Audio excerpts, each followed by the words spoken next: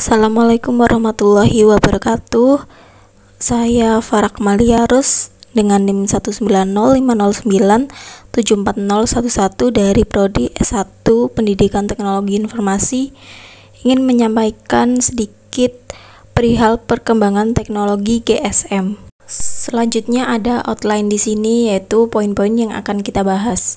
Nah, yang akan kita bahas di sini ada pengertian GSM, ada sejarah, ada fungsi GSM, ada frekuensi yang digunakan GSM, ada penggunaan kartu SIM pada GSM, kemudian yang terakhir ada kelebihan dan kekurangan dari GSM. Baik, selanjutnya kita memasuki pembahasan. Kemudian pembahasan yang pertama ada pengertian GSM. GSM merupakan singkatan dari Global System for Mobile Communications. Jaringan GSM bisa diartikan sebagai sebuah teknologi komunikasi seluler yang bersifat digital. Teknologi GSM banyak diterapkan pada komunikasi bergerak, khususnya pada telepon genggam. Nah, teknologi ini memanfaatkan gelombang mikro dan pengiriman sinyal yang dibagi berdasarkan waktu, sehingga sinyal informasi yang dikirim akan sampai ke tujuan. GSM pun kemudian dijadikan sistem standar yang digunakan oleh sebagian besar jaringan telepon di seluruh dunia. Selanjutnya pembahasan yang kedua ada sejarah dari GSM. Yang pertama, jaringan GSM diciptakan pada tahun 1982 dari pertemuan antara para ahli komunikasi tingkat tinggi pada konferensi European Conference of Postal and Telecommunications Administrations.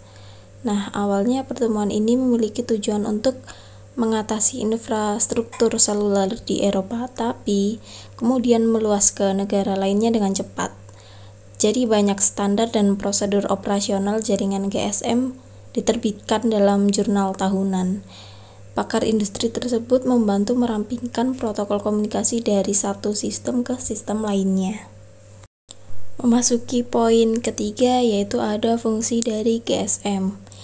Jaringan GSM ini memiliki fungsi utama yang salah satunya untuk memberikan fasilitas akses yang lebih mudah pada platform seluler dan satelit di seluruh jalur internasional menggunakan teknologi digital, baik melalui suara maupun saluran data dalam sistem. Nah, saluran ini beroperasi pada jaringan generasi kedua atau 2G, tapi sudah banyak yang menggunakan jaringan generasi ketiga 3G atau yang lebih tinggi untuk menawarkan layanan yang memuaskan kepada pengguna.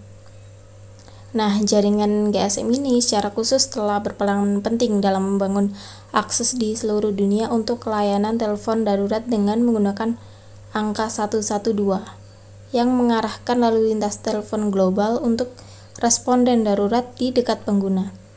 Jaringan ini juga berperan dalam membangun teknologi pesan teks selama tahun 1990-an.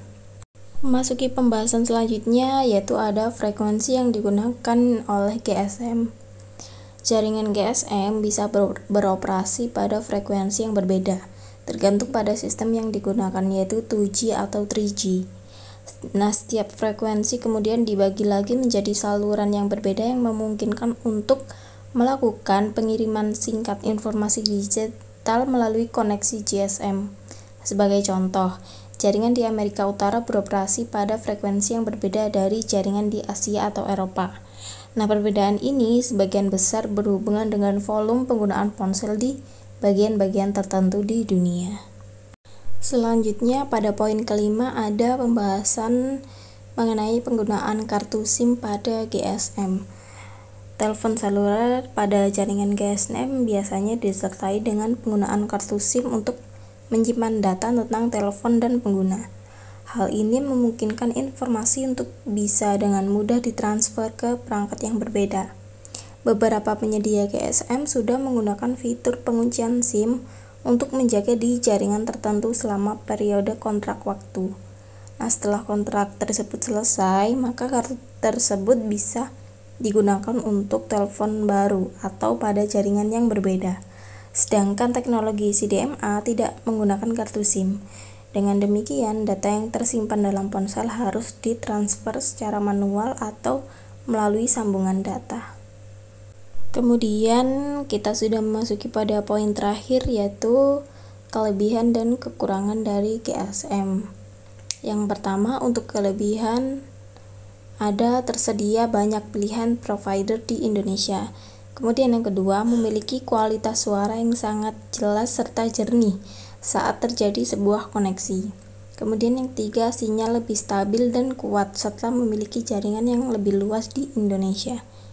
Nah, untuk kekurangannya, yang pertama ada sistem informasi di dalamnya mudah bocor. Yang kedua, memiliki tarif yang cenderung lebih mahal. Selanjutnya, terdapat kode dan digunakan secara bergantian. Kemudian yang terakhir ada informasi di dalamnya mudah diketahui atau disadap oleh pihak lain yang tidak semestinya. Baik, itu tadi penjelasan singkat dari saya mengenai perkembangan teknologi GSM. Apabila ada kesalahan kata, saya mohon maaf. Semoga bermanfaat buat teman-teman semua. Wassalamualaikum warahmatullahi wabarakatuh.